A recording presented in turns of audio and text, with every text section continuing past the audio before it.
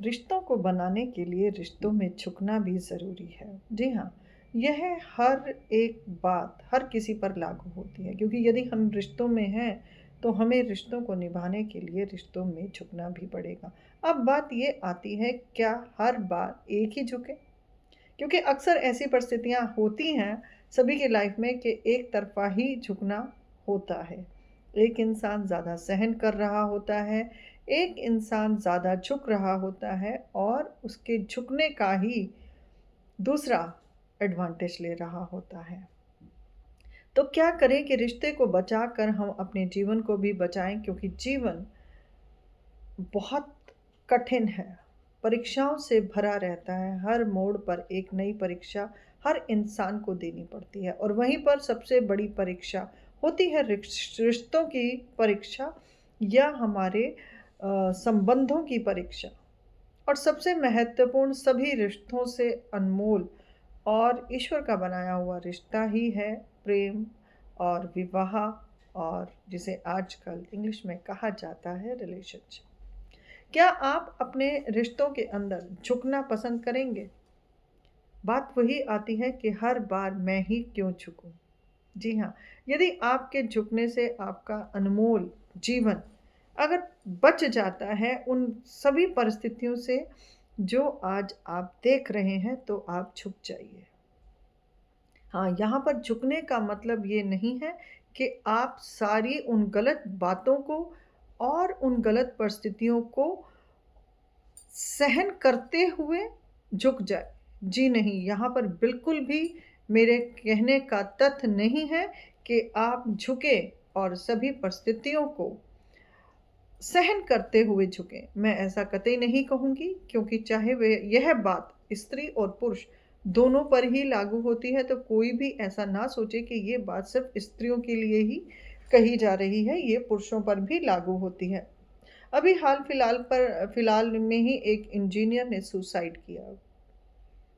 आप देख सकते हैं कि क्या परिस्थितियाँ रही होंगी।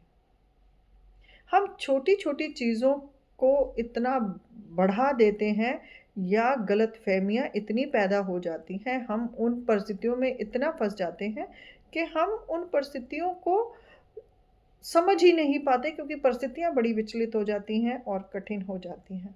हमें करना क्या है? हमें अपने जीवन के अंदर यदि जीवन कठिन हो रहा है, सहा नहीं जा रहा, उन परिस्थितियों से बाहर निकलना है, तो आप सबसे पहले तो शांत रहें।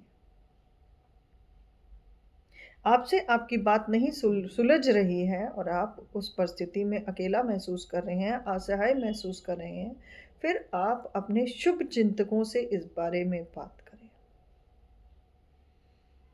और वहाँ से जो हल मिले, उस हल को समझें। फिर उस हल को अपने ऊपर सबसे पहले इम्प्लीमेंट करें कि हाँ, अगर मैं दूसरे को ये परिस्थितियों में रखना चाह रहा हूँ या मैं उससे ये एक्सपेक्टेशन कर रहा हूँ कि वो इंसान अच्छे से इन परिस्थितियों को देखे, तो आपका भी फ़र्ज़ है कि आप पहले सबसे पहले उन परिस्थितियों का निरीक्षण सभी कुछ कर लें कि आप उस परिस्थिति को कैसे सँभालेंगे। अब उन परिस्थितियों और को आप अपने पार्टनर से डिस्कस करें। परिस्थितियाँ खराब क्यों हुई? क्या इस रिश्ते का भविष्य होगा? और क्या यह प्रेज़ेंट में भविष्य इस रिश्ते को सुधारने के कोई चांस मिल सकते हैं? सबसे पहले किसी भी रिश्ते को तोड़ने से पहले उसके जोड़ने के पहलू को ज़रूर सोचना चाहिए। अंतिम प्रयास तक प्रयास करना चाहिए, क्योंकि संबंध एक बार टूटने के बाद दोबारा जुड़ जाते हैं, परंतु इंसान इतना दिमागी तौर पर खुला नहीं होता या उस बातों को अलग तरीके से जीना नहीं चाहता जो वह चाहता था। अपने पार्टनर से सभी बातें खुलकर कहें और उससे सारी समस्याओं के बारे में डिस्कशन करें। दोनों जितना समस्याओं के बारे में बैठकर शांतिपूर्वक हल निकालने की कोशिश करेंगे, तो दुनिया की कोई ऐसी समस्या नहीं है जिसका हल ना हो। हाँ, बाकायदा यहाँ पर कोई भी पार्टनर एक दूसरे के साथ चीटिंग ना करे, किसी को धोखा ना दे रहा हो, उसके साथ कोई भी बातों का छुपाव ना हो कि जब उसको वो पता चले, तो उसी के कारण आपका सारा जीवन और उस इंसान का जीवन, आपके पार्टनर का खराब हो जाए। यहाँ पर हमारे लिए सबसे पहले रिश्तों में ईमानदारी की ही बातें आती हैं, तो हमें उन सभी चीज़ों के बारे में बड़े ही ध्यान से सोचना है और उन चीज़ों को बड़े ही नाजुकता के साथ निभाना भी है, क्योंकि रिश्ता आप दोनों का है। गलतियाँ सभी से होती हैं, इंसान गलतियों का पुतला है। गलतियों को सुधार कर आप अपने जीवन को सुधार सकते हैं। और देखिए, यदि आपके साथ बच्चे हैं तो यहाँ परिस्थितियाँ और कठिन हो जाती हैं।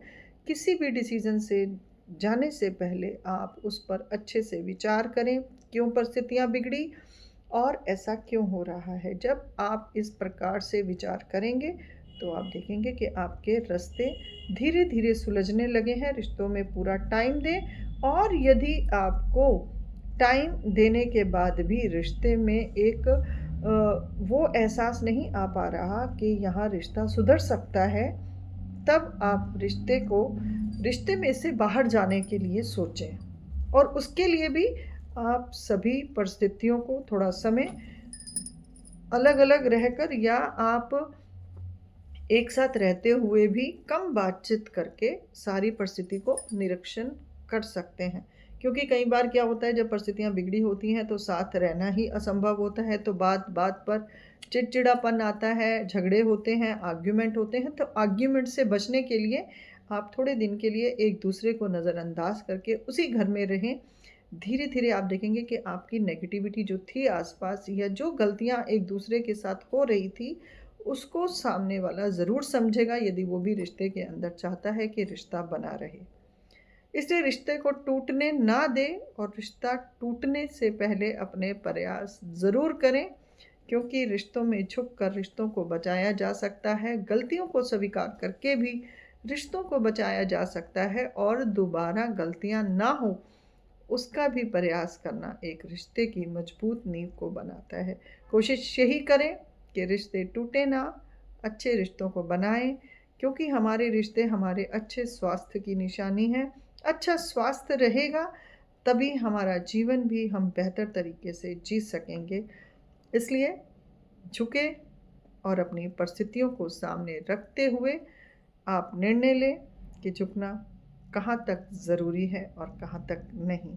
अगली वीडियो में मैं आपको बताऊंगी कि यदि परिस्थितियाँ हमारी इतनी बिगड़ जाती हैं और अब हम साथ नहीं रहना चाहते, और आपके साथ आपके बच्चे हैं, तब आप कैसे और कब कैसे डिसीज़न लें। इसी तरह की महत्वपूर्ण जानकारी लेकर मैं आपके पास पारिवारिक मामलों में विचार विमर्श करती रहूँगी, अपने अच्छे विचार देती रहूँगी, अपने अच्छे अनुभव आपको देती रहूँगी, कि जिससे आपका जीवन सरल हो सके और आप अपनी परिस्थितियों को संभालने में कामयाब हो सकें।